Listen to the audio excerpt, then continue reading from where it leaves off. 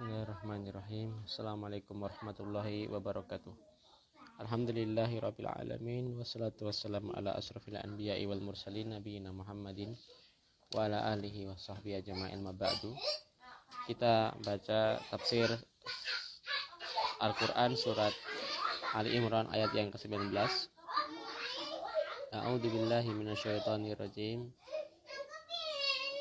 Inadina indallahil Islam wa makhtalafal ladina utul kitaba illa min ba'di ma ja'ahumul ilmu baghyan bainahum wa may yakfur bi ayatillahi fa innallaha sari'ul hisab.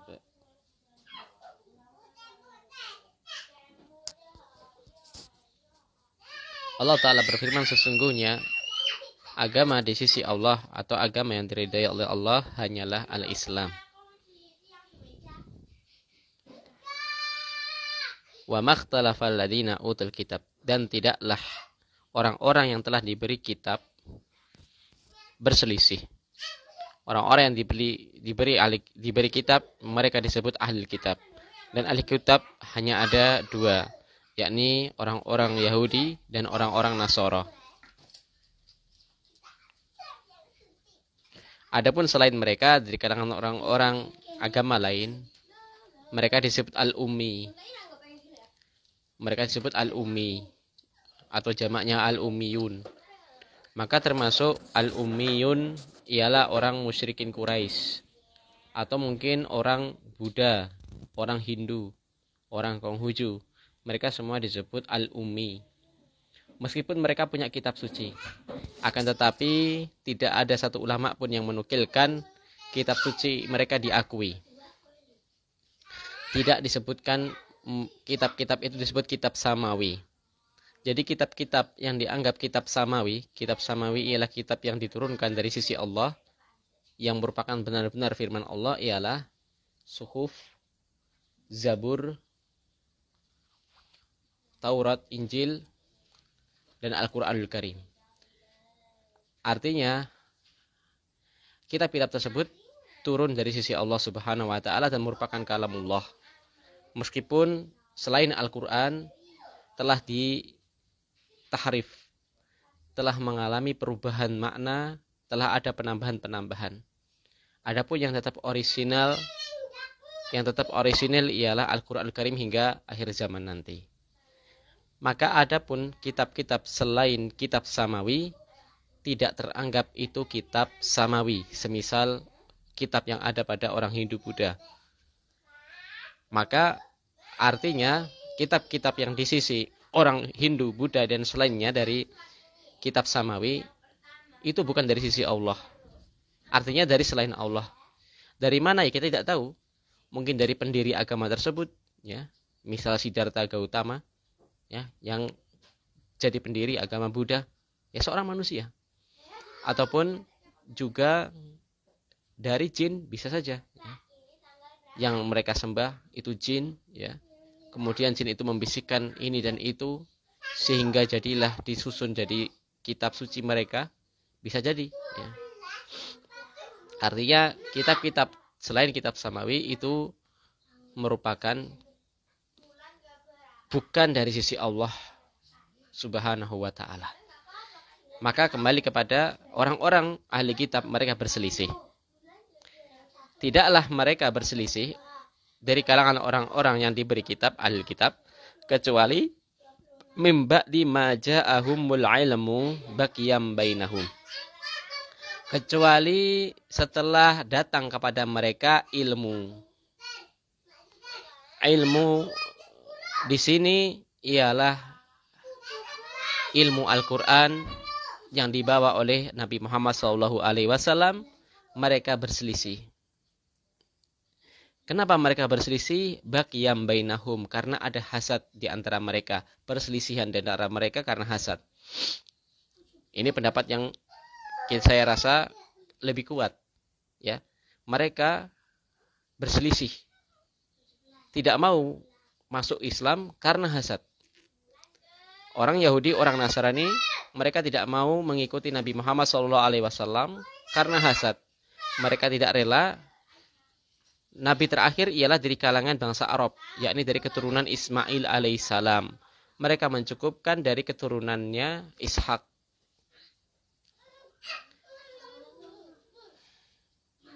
Apa perbedaan orang-orang Nasrani dan orang-orang Yahudi? Orang Nasrani, mereka mengimani seluruh nabi. Orang-orang Nasrani, kata Syekhuna Syekh Wahid Abdus Salam Bali, hafizahullah ta'ala, orang Nasrani, mereka mengikuti seluruh nabi kecuali Nabi Muhammad sallallahu alaihi wasallam. Ya. Adapun orang Yahudi, mereka hanya mengimani dua nabi saja. Orang Yahudi hanya mengimani dua nabi saja. Nabi Musa dan Nabi Muhammad alaihissalatu wassalam. Adapun Nabi Isa mereka celah, bahkan dikatakan anak zina. Dikatakan anak zina karena mereka menganggap Maryam itu berzina karena hamil di luar hubungan suami istri. Na'udzubillah, ya, dari apa yang mereka ucapkan. Ya. Subhanallah amma yaqulun.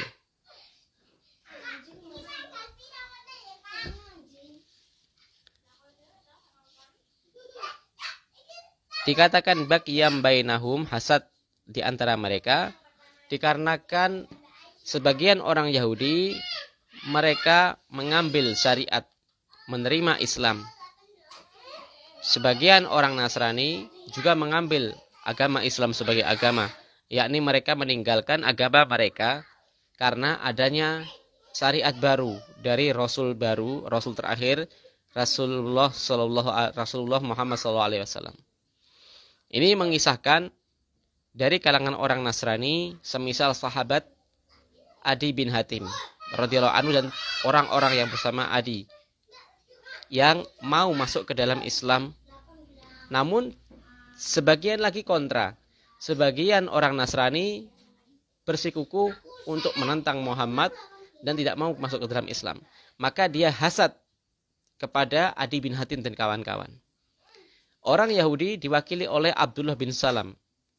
Orang Yahudi diwakili oleh Abdullah bin Salam. Abdullah bin Salam ini mu'alaf, ya, masuk ke dalam Islam dan menerima Nabi Muhammad SAW sebagai Nabi. Adapun selain sisa dari Abdullah bin Salam dan kawan-kawan, mereka baqiyam bainahum, mengadakan permusuhan kepada Abdullah bin Salam juga kepada Nabi Muhammad SAW. Maka orang-orang dari kalangan ahli kitab yang sebelumnya mengimani nabi-nabi mereka sebelumnya, kemudian menerima Muhammad sebagai nabi terakhir, maka dikatakan dalam Al-Qur'an Al-Karim, yu'tihi kiflaini. Yu'tihi kiflaini. Dia diberikan dua pahala. Pahala yang pertama ialah pahala karena mengimani Nabi Isa, kalau dia orang Kristen, orang Nasara. Mendapatkan kiflaini, pahala, dua pahala bagi orang Yahudi ialah pahala mengimani Nabi Musa alaihissalam. Maka satu pahala berikutnya ialah karena mengimani Nabi Muhammad SAW sebagai Nabi penutup.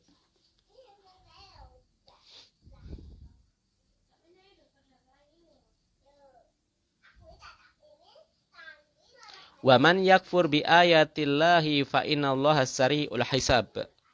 Maka barang siapa yang mengingkari, barang siapa yang mengkufuri, berbuat kufur terhadap ayat-ayat Allah, yakni ayat-ayat yang berkaitan dengan rububiyah Allah, berkaitan dengan uluhiyah Allah, fa innallaha sari'ul hisab, maka sesungguhnya Allah Subhanahu wa taala zat yang maha cepat hisabnya.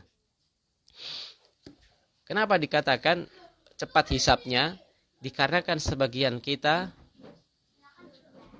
atau seluruh dari kita, ya, berumur seperti yang disebutkan Nabi 60-70 tahun. Artinya hisab ini akan datang ketika kita sudah mati. Dan kita mati ini tidak lama. Kita umur 60 tahun. Kalau kita sekarang umur 30 tahun lagi kita mati. Itu kalau sampai 60.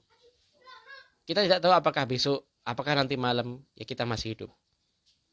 Artinya sekala nyawa seseorang berhenti, dipanggil Allah Subhanahu wa taala, maka hisablah sudah terjadi. Ya. Dia masuk ke fase alam berikutnya, alam barzah. Di alam barzah mereka sudah tidak bisa, atau kita sudah tidak bisa untuk beramal lagi. Yang ada ialah menghisab diri kita. Ya. Walaupun hakikatnya belum diadakan hisab, karena nanti hisab di padang mahsyar. Akan tapi seseorang akan merenungi bagaimana amalnya ketika di dunia, ketika ia dipindahkan oleh Allah di alam barzah. Bahkan disebutkan penetapan dalam akidah Ahlussunnati wal Jamaah akan adanya azab kubur.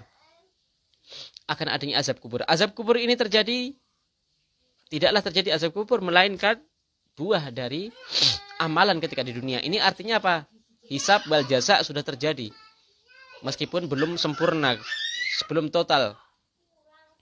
Tapi Allah sudah menyegerakan. Maka dikatakan innallaha sari'ul hisab. Kalau seseorang mati, dia umur berapa sekarang? 60 tahun. 60 tahun dia diambil oleh Allah. 60 tahun ini waktu yang singkat. 60 tahun ini waktu yang singkat. Maka siapa saja dari kita yang mati, berapapun umur kita, walaupun 100 tahun, itu singkat. Ya, karena kehidupan dunia ini hanya kehidupan hitungan hari per hari, bulan per bulan. Dulu kemarin kita berada di tahun 2021. Sekarang berada di tahun 2022 dan kita sudah di penghujung tahun 2022. Sudah di bulan November. Artinya 1 bulan lagi kita sudah memasuki 2023 insya Allah. Artinya waktu itu sangat cepat. Artinya kehidupan dunia ini sangat cepat. Tatkala kehidupan dunia ini sangat cepat, dia mati, kita mati, masuk ke alam berikutnya, yakni alam barzah. Inilah yaumul hisab. Karena seseorang sudah berhenti. Maka barang siapa yang mendapati dari catatan-catatan amalan selama hidupnya banyak ia mengamalkan kebaikan-kebaikan, maka hendaknya ia bersyukur, memuji Allah Subhanahu wa taala. Akan tetapi jika dia dapati dalam hariannya dia mendapati catatan amalan-amalan kejelekan, maka hendaknya segera bertaubat kepada Allah Subhanahu wa taala, mumpung masih ada pintu tobat karena belum mati. Segera ya, ketuk pintu taubat, masuki pintu taubat dan perbanyak istighfar. Sebagaimana perkataan Syekhuna Syekh Wahid Abdul Salam Bali, istighfar itu merupakan amalan yang bisa menghidupkan hati seseorang. Istighfar itu bisa menghidupkan hati, bisa mengobati hati. Diiringi dengan tobat, sebagaimana tobat itu syaratnya ialah niat tobat. Dia bersungguh-sungguh, dia berniat untuk bertobat. Yang kedua, ia meninggalkan dari perbuatan dosa tersebut, dan yang ketiga, ia menyesal dan berazam untuk tidak mengulanginya. Inilah yang kita baca dari tafsir Al-Quran Al-Karim dari surat Ali Imran ayat 19. Semoga bermanfaat. Subhanakallahumma bihamdika asyhadu an la ilaha illa anta astaghfiruka wa atubu ilaik. Assalamualaikum warahmatullahi wabarakatuh.